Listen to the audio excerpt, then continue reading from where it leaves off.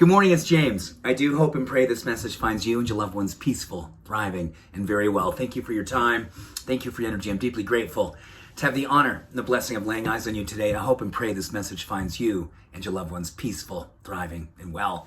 So this morning, I want to share with you a beautiful thing that happened to me a number of years ago, nearly 40 years ago.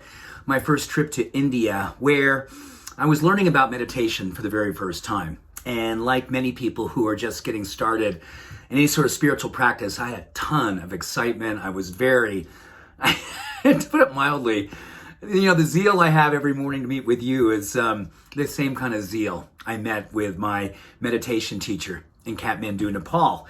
And one of the things he taught me at that time, which I'll never forget because I was working on a lot of stuff during that time. I was working on a lot of inner dark stuff that had been continually circulating inside of me, and I was looking for a way out. And he said to me, there's no way out, there's only a way in. And I know that sounds maybe a little cliche, but isn't that the truth? There's no way out of the work. The work happens within, and the only way we get through the work is by doing the work. So he shared with me this wonderful practice. He said, one of the most powerful things that meditation does for us is that it helps us to get really clear about the words that we have circulating inside of us. And he said, if you meditate long enough and you do it with a depth of compassion, which is the whole goal, and a level of softness towards yourself, you'll start to recognize words that you didn't necessarily knew you were using against yourself, but you'll start to actually befriend those words. And then you begin to change those words.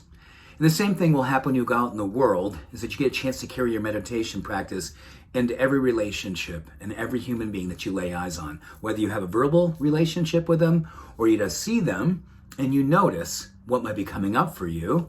And you have an opportunity to hopefully have a moment where you catch yourself and say, I would love to have a better word or a better use of speech that came from a place of love, not from a place of separation and judgment. So this is a word that he shared with me. Actually, it's two words. It's called Samma Vaca. And Samma Vaca is Hindu, Buddhist kind of translation, means to have perfect words, to walk through life with perfect words. And he said that, when you do this work inside, there's 4 things that you should be setting intentions for. Number 1, no false speech. Tell no lies. Literally have everything that you talk about towards yourself or towards others coming from a place of deep, authentic truth. Number 2, no slander. No words that create disharmony or separation. I think that's a practice right now that, can you imagine if we were asked as world citizens to work on the no words of disharmony, no matter where we were, online, in person, within ourselves. No slander, no words that create separation and disharmony. That's beautiful work. Number 3, abstain from rude, or abusive language. Abusive language, in the way that he described it, was words that diminish yourself or diminish others. The abuse that seems subtle and soft at times, but is absolute in what it does to people, when it diminishes them and makes them small. He also added to that, words that make others small and you believe make you big, even though it's completely not the truth. That is awesome. And number 4, this is one that I wish I had knew about when I was a little boy. No gossip.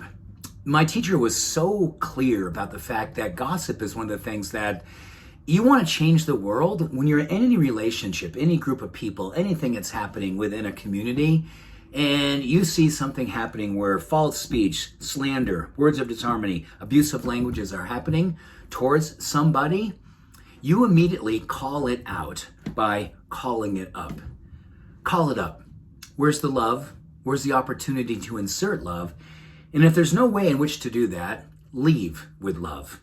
Leave that circle, leave that group, and exit that community with love. And as you walk away, he said, silently say to them, I pray for your peace. I pray for your perfect words. Beautiful stuff.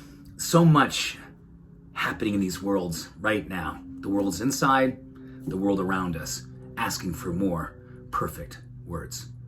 Thank you. Much love. Every blessing. Have a bye. Take care. Bye for now.